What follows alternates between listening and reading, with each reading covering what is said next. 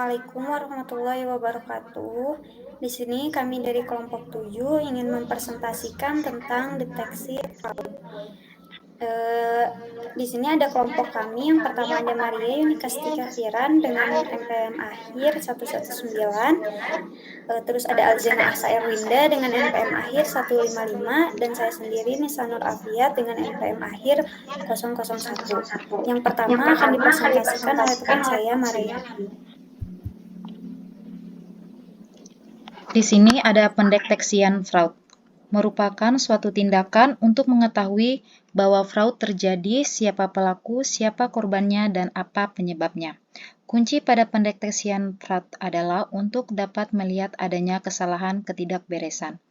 Pendeteksian fraud dilakukan dengan mengidentifikasi tanda-tanda atau gejala-gejala terjadinya fraud. Gejala-gejala atau tanda-tanda terjadinya fraud dapat ditujukan dari pelaku, organisasi, maupun dari luar organisasi. Menurut Widya Stuti dan Pamudji, kemampuan mendeteksi kecurangan berarti proses menemukan atau menentukan suatu tindakan ilegal yang dapat mengakibatkan salah saji dalam pelaporan keuangan yang dilakukan secara sengaja. Kemampuan auditor dalam mendeteksi fraud bergantung pula 16 pada kecanggihan pelaku fraud, frekuensi dari manipulasi, tingkat kolusi, dan ukuran senioritas yang dilibatkan. Menurut ACFI mengemukakan bahwa kontrol pencegahan dan pendeteksian fraud merupakan bagian paling penting dalam mengelola risiko fraud. Audit eksternal dianggap sebagai kontrol yang paling umum dan sangat memberikan kontribusi dalam mendeteksi adanya tindakan fraud. Adapun langkah awal dari pendeteksian fraud meliputi 1. Memahami aktivitas organisasi dan mengenal serta memahami seluruh usaha. Pada pemahaman organisasi ini, sertakan personel yang berpengalaman dalam tim deteksi serta lakukan wawancara dengan personel kunci dari organisasi. Pada pemahaman ini diidentifikasi apakah organisasi telah menerapkan pengendalian maupun dalam pelaksanaan. Pengendalian internal bukan saja untuk mencegah fraud, tetapi dirancang untuk mendeteksi fraud. Yang kedua, memahami tanda-tanda penyebab terjadinya fraud. Tanda-tanda penyebab terjadinya fraud berupa berbagai keanehan, keganjilan, dan penyimpangan dari keadaan yang seharusnya serta kelemahan dalam pengendalian internal. Yang ketiga, pendeteksian dengan critical point of auditing dan teknik analisis kepekaan.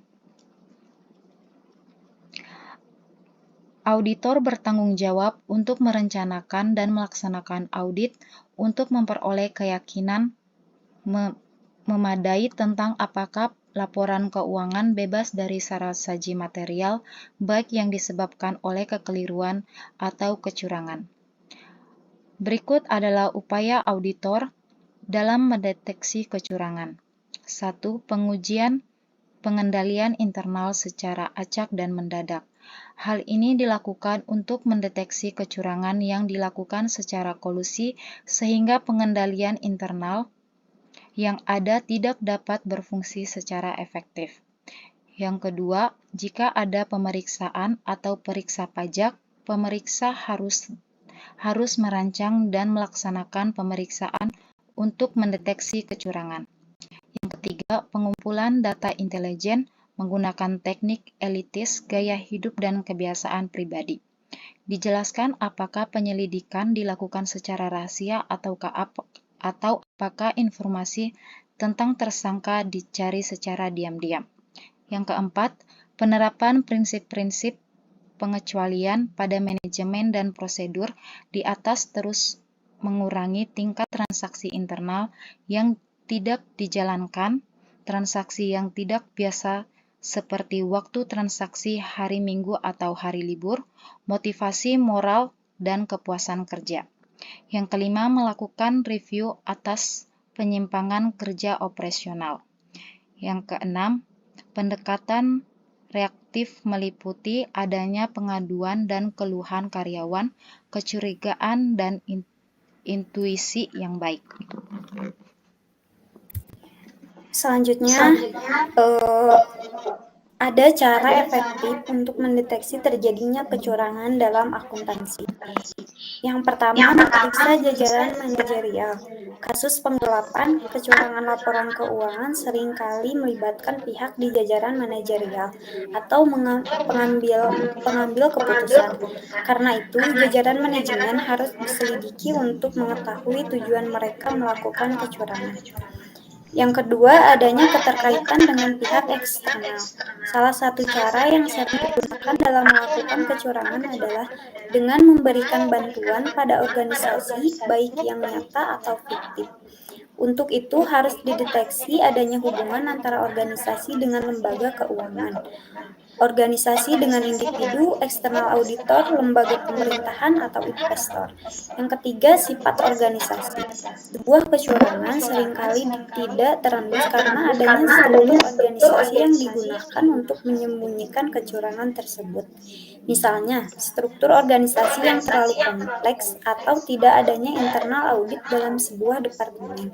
Untuk itu, peneliti harus mengetahui seluk-beluk organisasi termasuk pemilik perusahaan. Yang keempat, laporan keuangan dan karakteristik operasional. Melakukan pemeriksaan di antaranya rekening pendapatan, aset, kewajiban, pengeluaran, atau ekuitas. Tanda kecurangan yang seringkali terdeteksi adalah adanya perubahan dalam laporan keuangan. 5. Auditor internal merupakan aktivitas konsultasi yang independen dan objektif untuk menambah nilai dan memperbaiki operasional organisasi. Yang keenam, auditor eksternal. Auditor eksternal diperlukan untuk mendeteksi kecurangan dalam organisasi serta melakukan analisis jika auditor internal mengalami kesulitan. Selanjutnya ada cara mencegah terjadinya fraud. 1.